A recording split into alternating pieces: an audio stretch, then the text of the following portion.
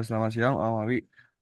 Ya, Hari ini ya, kami pengen prestasiin dari tugas mata kuliah Global Entrepreneurship yang membantu UMKM Madu Palem yang ya, memberi arahan untuk proses ekspor. Kita dari kelompok tiga yang beranggotakan saya, Raffi Abiu, lalu Julian ya, Melvern, lalu Audi Advani, terus Kitaria Puja, sama Hairul Nizam. ya, oke, Nah, untuk pertamanya kita menganalisa profil negaranya terlebih dahulu. oke, oke, Singapura itu memiliki populasi yang relatif kecil namun padat dengan sekitar 5,69 juta penduduk pada tahun 2024 yang ya, tersebar di wilayah seluas sekitar 720 kilometer. Nah, buat hmm, mengendalikan pertumbuhan penduduk, pemerintah Singapura telah menerapkan strategi. Salah satunya itu program KB atau keluarga berencana yang bersifat persuasif. Dan tujuannya itu buat menekan tingkat pertumbuhan penduduk secara efektif. Meskipun hmm, Singapura tidak memiliki kebijakan transfer penduduk yang dipaksakan, negara ini menawarkan program transmigrasi yang juga bersifat persuasif untuk membantu mengelola kepadatan penduduk. Lalu di bidang ya, ekonomi, Singapura menunjukkan kekuatannya dengan PDB yang mencapai sekitar 527,6 miliar dolar pada tahun 2020. Lalu negara ini juga menempatkan pendidikan dan kesehatan sebagai prioritas utamanya mereka. ya, oh, Nah, oke, lalu terus, hubungan kerjasama dan perjanjian perdagangan yang mendukung. Untuk kerjasama antara Indonesia dan Singapura dalam ekspor madu itu telah mengalami pertumbuhan yang signifikan. Pada tahun 2022, Indonesia telah mengekspor madu senilai 4,8 juta dolar, di mana Singapura menjadi pasar tujuan utamanya. Lalu ya, pada tahun 2022 juga, Singapura mengimpor madu senilai 27,8 juta, dengan Indonesia itu sebagai salah satu pemasok utamanya mereka, yaitu ya, mengekspor madu senilai 3,55 juta ke Singapura. Lalu ada perjanjian kerjasama dan MOU antara kedua negara juga mencakup bidang lain seperti teknologi kesehatan dan pembangunan yang berkelanjutan. ya, Lalu ada juga pilar masyarakat ekonomi ASEAN yang merupakan bentuk kerjasama untuk memperdalam dan memperluas integrasi ekonomi di kawasan ASEAN dengan ke dan dengan kawasan di luar ASEAN. Lalu mantan presiden kita juga itu Bapak Joko Widodo itu turut menyambut baik kerjasama antara kedua negara kita dengan Singapura dalam bidang perdagangan. Nah, salah satunya itu melalui produk peternakan Indonesia untuk memenuhi kebutuhan di Singapura. Lalu di sini ada dua pameran produk Indonesia di Singapura. Lalu hmm, analisa diasporanya. Jumlah diaspora Indonesia di Singapura itu sudah mencapai 250.000 orang, dengan sekitar antaranya memiliki status warga negara Indonesia dan sisanya memiliki status keturunan Indonesia. Lalu hmm, diaspora Indonesia memiliki beberapa peluang yang dapat dimanfaatkan. Di sini ada hmm, poin-poinnya. Lalu dengan memanfaatkan potensi diaspora, Indonesia itu dapat meningkatin ekspor dan meningkatin posisi sebagai negara eksportir utama di pasar dunia. ya, Lalu di sini ada tiga semacam forum atau komunitas sebagai wadah buat mengenalkan produk asli Indonesia di Singapura. Itu tuh bisa ngenalin produk madu palem melalui platform ketiga ini. Yang pertama ada PWIS, lalu PPI sama FKMIS. Lalu hmm, selanjutnya ada data ekspor impor produk madu. ya,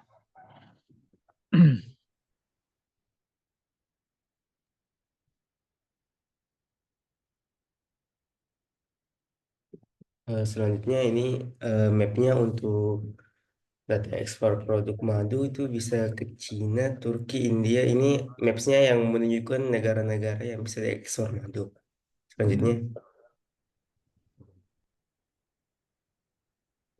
ini grafiknya. Next, tabelnya dari negara-negara pengekspor madu seperti New Zealand, Australia, China, Malaysia, Indonesia, sama seterusnya itu merupakan produk negara-negara pengekspor madu. hmm, oke, Indonesia berada di urutan di bawah negara New Zealand tadi. Selanjutnya data ekspor madu dari negara Indonesia. Next. Grafiknya.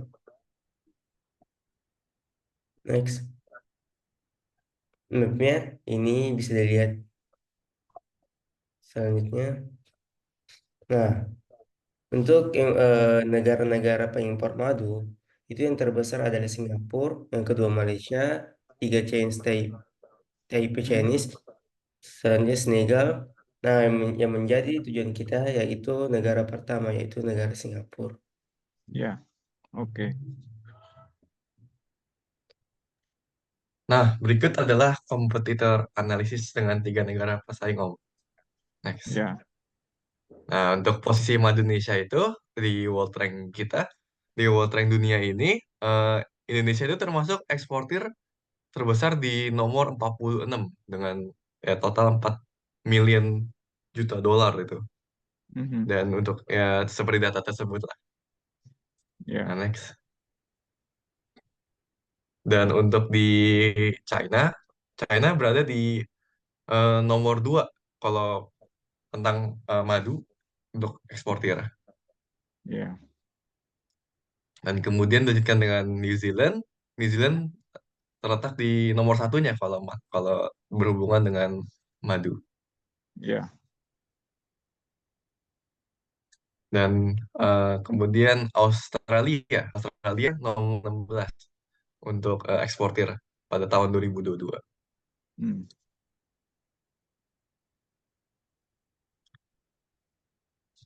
Oke, kemudian mengenai competitive advantage madu Indonesia dibandingkan negara lain.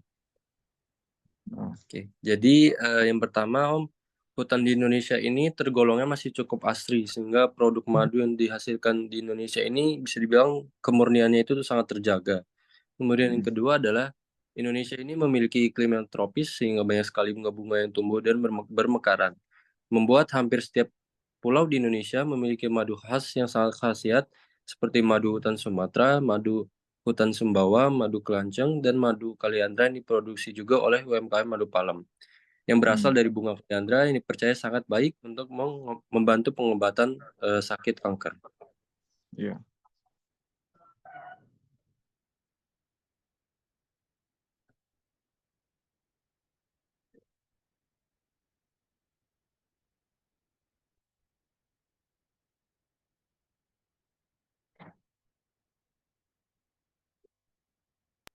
Selanjutnya konsumsi, tren, dan popularitas madu di Singapura.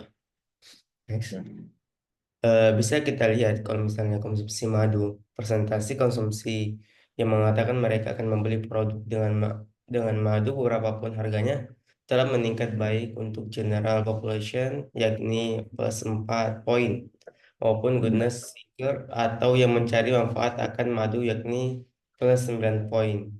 Untuk Hmm. konsumsi dan trennya, pasar madu di Singapura saat ini pada tahun 2023 kemarin telah menyaksikan HAI sebesar 3.155 yang meningkat dari HAI pada tahun 2017 yang sebesar 3.027. Selanjutnya popularitas madu di Singapura sendiri, produk lebah di Singapura termasuk madu propolis dan royal jelly semakin Hmm. populer karena kandungan nutrisi dan obatnya, ditambah dengan tren hidup sehat yang juga sedang naik-naiknya di sana. Next. Hmm. So,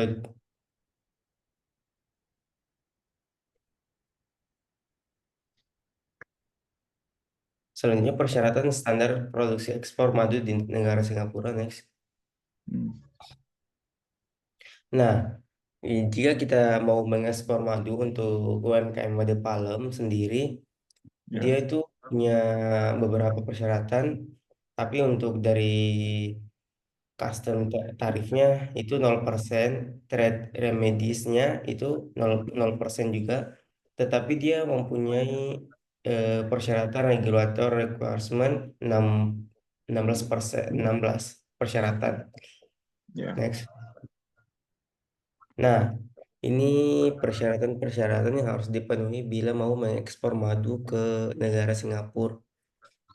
Di sini dia udah termaksud dari authorization requires for SPS reason for important certain product. Itu seperti penjelasan-penjelasan tentang produk. Di sini juga menginclude tentang labeling, bagaimana atau atau juga tes lab dari madu palm sendiri. Next. Hmm. Nah, untuk standar umumnya untuk mengekspor madu ke negara Singapura itu ada pertama Codex Alimentarius. Itu tujuannya memberikan pedoman internasional untuk memastikan bahwa madu yang diperdagangkan aman dan berkualitas tinggi. Kodenya CXS 12 1981. Kemudian ISO Standards for Honey dengan tujuan menetapkan metode uji untuk menentukan komposisi dan kualitas madu. Bisa dilihat kodenya ISO 12671.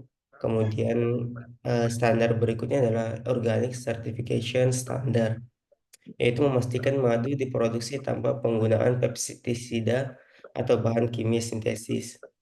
Jadi kalau mau mengekspor madu untuk madu palm sendiri, harus memastikan harus mempunyai sertifikat standar yaitu bebas dari pestisida atau bahan kimia. Selanjutnya Singapore Food Agency Standards. Itu tujuannya melindungi kesehatan masyarakat dan memastikan keamanan pangan oleh madu palem sendiri. Selanjutnya, nah untuk standar umumnya lebih lanjut, yaitu keaslian madu yang 100% asli dan tidak dicampur dengan bahan lain untuk meningkatkan penjualan atas banyaknya minat warga Singapura terhadap manfaat kesehatan dari madu, terutama madu alami yang lebih sehat. Kemudian kemasan yang menarik, pengemasan dari cara pengemasan yang menarik, informatif, terutama bahasa yang dipahami oleh warga Singapura agar menarik minat mereka. Ketiga, sertifikat halal. Memiliki sertifikat halal dari MUIS, Majelis Agama Islam Singapura, dapat meningkatkan kepercayaan konsumen Muslim di Singapura. Kemudian, sertifikat organik. Mendapatkan sertifikat organik karena minat pada produk organik dan alami di Singapura cenderung lebih disukai. Dan kelima, kemasan praktis. Kemasan praktis yang mudah digunakan demi meningkatkan kenyamanan konsumen. Eh, Data-data ini dilansir dari Nielsen Reports, Nielsen Insight and Organic Trends, Harvard Business Review, Packaging Digest, dan Asia Food Journal. Next.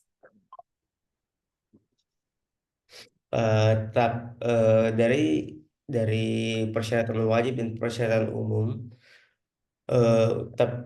ada keuntungan yang bisa kita dapatkan untuk ekspor madu ke Singapura ya, yaitu bebas dari standar khusus.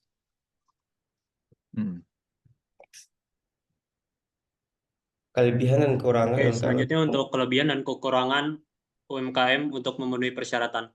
Kalau yang kami lihat dari kelebihan UMKM madu palem itu, madu palem dalam menjalankan bisnisnya selalu berpedoman pada kejujuran dan praktik kerja yang adil, sehingga akan mudah bagi madu palem untuk memenuhi sertifikat tersebut. Kalau untuk kekurangannya, mungkin madu palem sama sekali belum memiliki lisensi atau standar baik wajib, umum, atau khusus untuk ekspor madu ke negara Singapura. Ya. Nah, selanjutnya untuk analisa pasar dan buyer atau importer. Nah, yang pertama kita akan menjelaskan tentang segmentasi dan targeting konsumen akhir. Nah, untuk segmentasinya, geografisnya itu ada warga negara asli Singapura, kemudian warga negara Malaysia di Singapura, warga negara Australia di Singapura, dan warga negara Indonesia di Singapura. Untuk demografisnya itu usianya itu anak-anak, remaja, dewasa, dan juga lansia. Kemudian jenis kelaminnya pria dan wanita. Untuk psikografisnya itu orang-orang yang menjalani gaya hidup yang sehat, kemudian memperhatikan faktor keberlanjutan dalam aspek sosial, dan menyukai produk makanan dan minuman yang mengandung bahan madu. Untuk perilakunya atau kebiasaan mengonsumsi madu itu bisa jarang, sesekali, setiap minggu, atau setiap hari. Kemudian untuk targetingnya, geografisnya itu adalah warga negara asli Singapura dan warga negara Indonesia di Singapura atau diaspora. Untuk demografisnya itu remaja dan dewasa, psikografisnya menjalani gaya hidup yang sehat, kemudian untuk perilaku kebiasaan mengonsumsi madu itu sesekali, setiap hari, dan juga setiap minggu. Nah, kemudian untuk segmentasi dan targeting intermediary. Nah, untuk segmentasinya itu kita bisa pakai ada buyer luar negeri dan juga buyer dalam negeri. Kalau luar negeri itu yang pertama ada buyer retail atau customer atau konsumen akhir. Kemudian ada buyer online store itu seperti Shopee Export atau Alibaba. Kemudian ada buyer small atau independent retailer, pemilik toko di luar negeri. Lalu ada buyer big branded retailer and wholesale retailer. Kemudian ada buyer distributor retailer. Lalu ada buyer supplier hotel, restoran, and cafe. Kemudian ada buying agent atau outsourcing company. Dan juga buyer industrial atau manufaktur. Kalau dari buyer dalam negerinya itu ada representatif atau buying agent. Kemudian ada retailers internasional.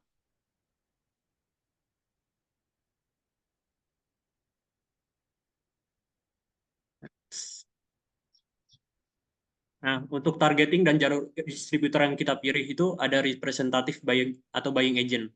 Itu jalurnya itu alurnya bisa dari UKM produsen, kemudian rumah produksi bersama atau factory sharing. Kemudian ada importir atau buying agent.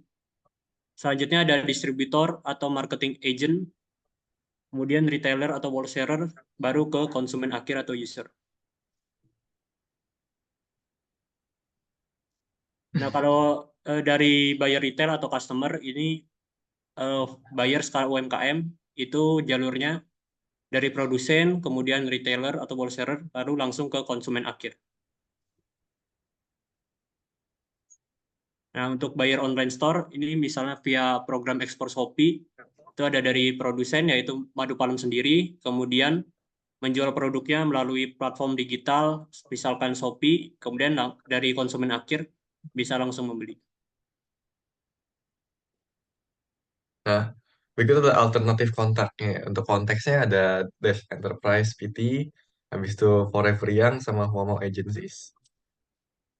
Dan berikut ada buyer skala UMKM-nya, bisa dilihat dari slide ini. Kemudian next. Nah, untuk beberapa coy importer atau buyer untuk produk madu Singapura, di sini ada juga Sri Am bekas PTI Ltd dan Stena. Next.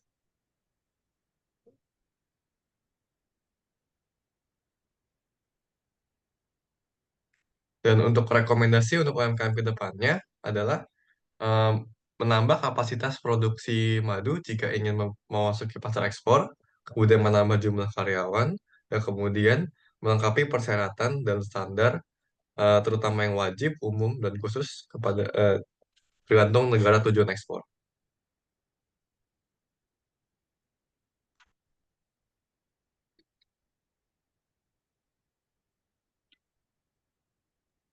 Baik, itu sekian dari kami. Semoga arahan dan arahan-arahan dari kelompok kami dapat bermanfaat kepada Madu Palam. Terima kasih Om Awi. Ya, terima kasih atas informasinya dan bantuannya ya. Jadi kalau untuk pasaran ekspor itu mungkin masih jangka menengah atau jangka panjang ya. Karena kita melihat persyaratannya ini juga cukup lumayan ya kalau mau tujuan ekspor ya. Jadi persyaratan-persyaratan ini kan mesti dipenuhi ya, seperti MUI S yang dari Singapura, terus sertifikat organik, ISO dan sebagainya itu kan prosesnya juga lumayan panjang Mas. Ya, kebetulan kan adik saya kan sudah ibaratnya sudah jadi warga di Singapura. Jadi kalau mungkin kalau saya punya target ke Singapura ya mungkin saya bisa minta bantuan saudara saya yang di Singapura ya kan. Nah, ya itu cocok sekali Om.